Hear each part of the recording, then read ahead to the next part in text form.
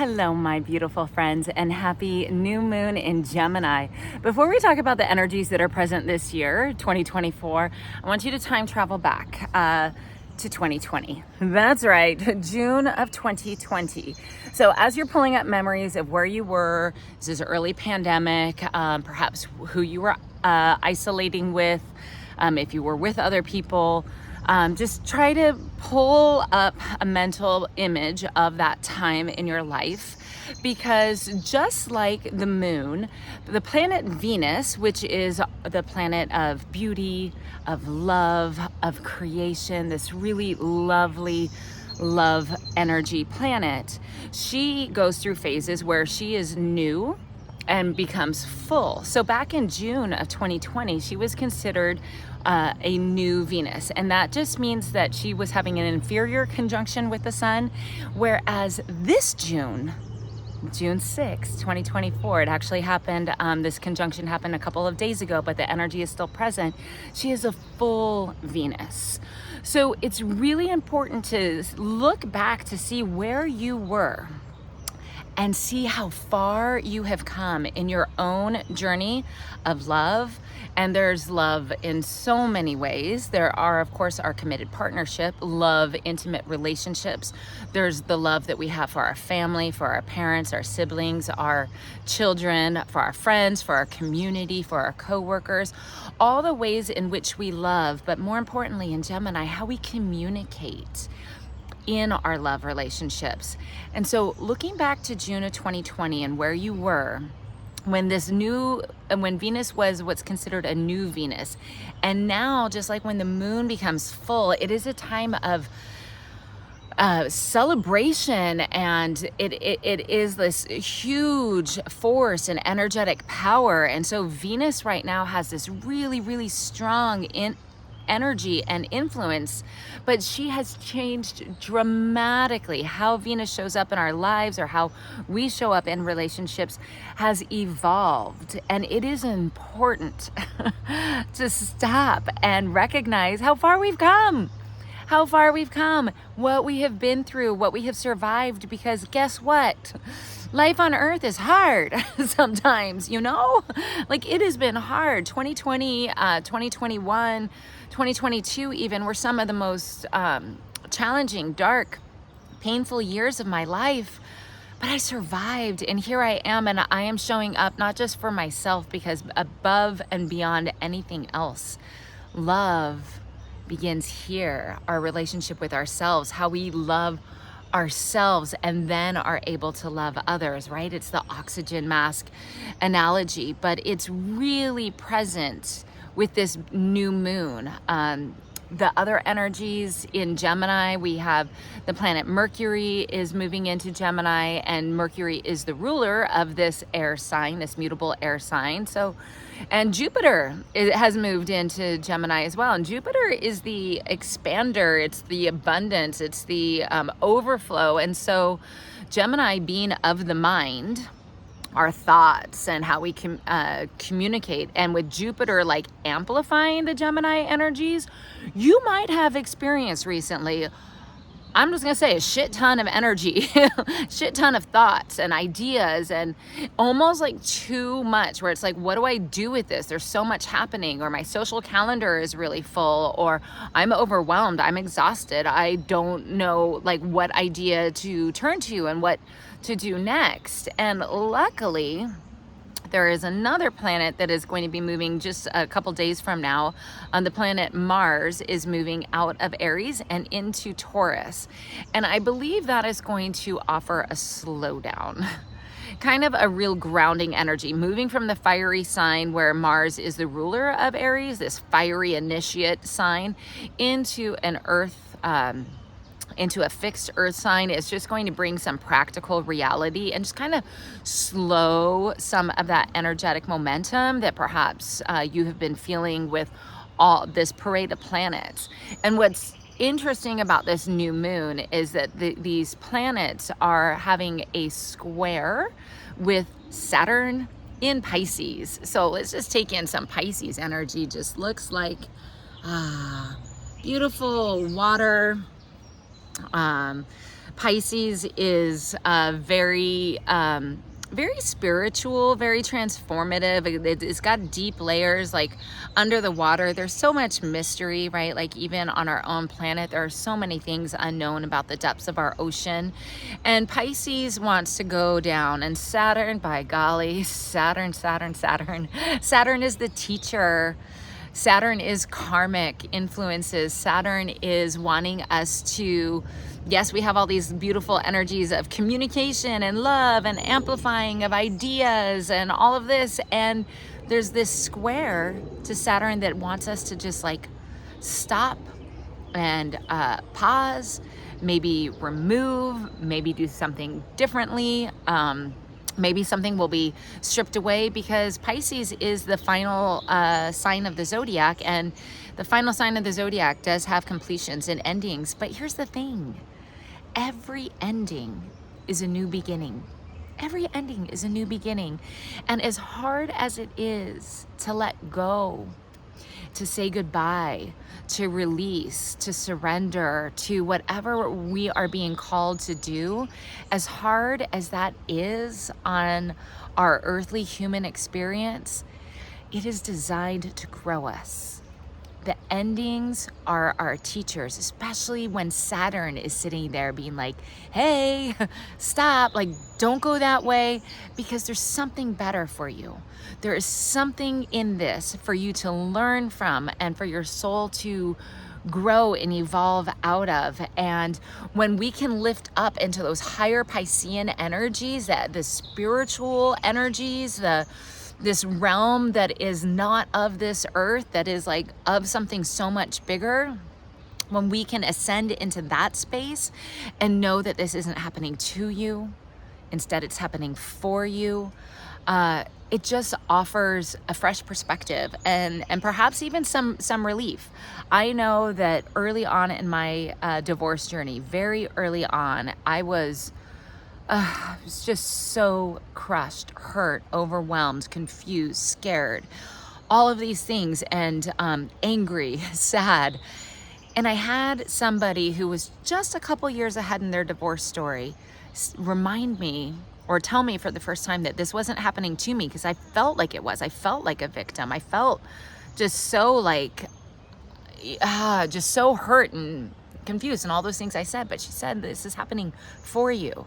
There is going to come a moment in your life where you are going to see all the beauty and all the benefits that come out of this divorce that you cannot see right now, but it is absolutely for you, because the universe loves you. The universe loves you. I'm talking to you now. The universe loves you and wants to support you. And sometimes we get stuck in like, this is the way, this is how it's supposed to be, this is what I signed up for, this is what I'm doing, and I'm going, and I am the queen. Strike that. I have been the queen of square peg round hole. Like, I am gonna make this work. I'm gonna find a way. And that included my marriage. And guess what? That is where I was in June of 2020. June of 2020, I was at the onset of my divorce. I was often in the fetal position. I was crying on my yoga mat. I was walking. I was listening to music. I was studying the Magi cards very early on. I was getting involved with mindset work and trying to figure out how to pull myself out of the ashes of my life, not being aware that I was still at the beginning phase of the descent. It was going to get a whole lot worse before it started getting better. But here I am today. You hear all these birds singing, the sun is shining, you know, the water is flowing. There's beauty all around us, even in the midst of the, what the hell? What is happening? Why is this happening? When am I going to get through it? Where's the fast forward button on my life? And there is no fast forward button. We know that. It is by working through, like going through the depths, going into the depths of these waters, of these Piscean energies, where Saturn and Neptune are holding strong and wanting to teach us something very powerful about what we are here to learn and how we are growing, and then how we take that, oh, hi, little squirrel, and show up differently in our relationships. Going back to this full Venus, with all that wisdom that we have gained in the last 4 years, with all of the journeys that we have been through the pandemic. I mean, let's just pause and take a breath.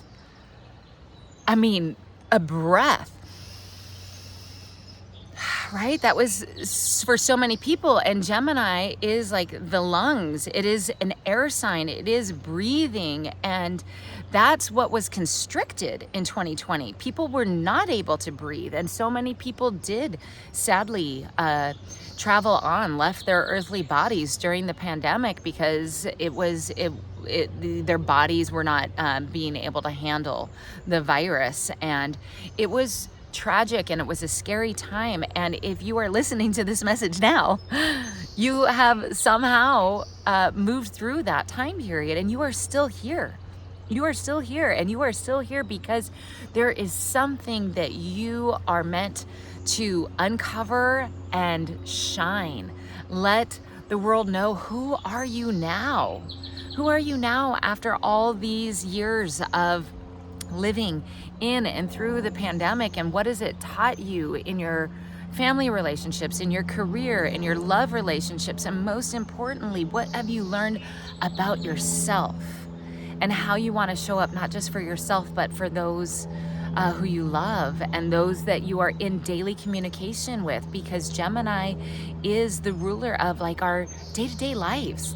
Not the ruler of, but is the zodiac sign that is like, who are the people who are the people in your neighborhood? Hey, Mr. Rogers, in your neighborhood, right? Like, who are the people in your neighborhood? Who are the people that you meet with day to day and interact with? And how do you communicate clearly? And just finished this really great 4-week discussion of Don Luis Miguel's masterpiece, The Four Agreements, the Toltec wisdom of being impeccable with your word.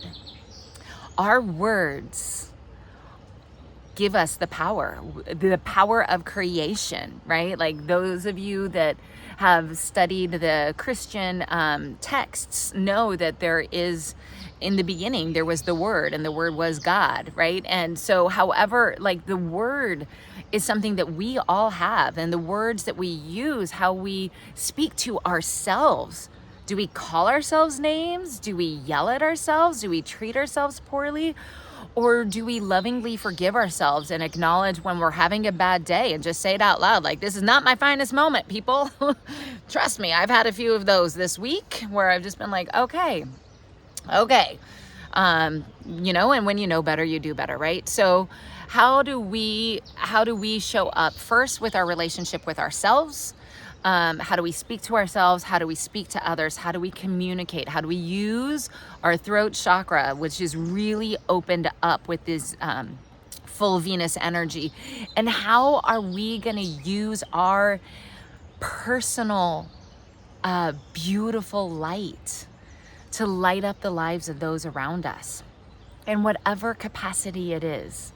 As a mother, perhaps. And how do you show up for your children? How do your children feel when they're in your presence? Or for your elderly parents, like, how do you show them your love and your compassion and your gratitude for what they have given you? Or, if you don't have those types of relationships with your family, how can you see these people, in these integral people in your day-to-day lives, perhaps even your siblings, and go higher and see them from this higher perspective of that they were doing their best.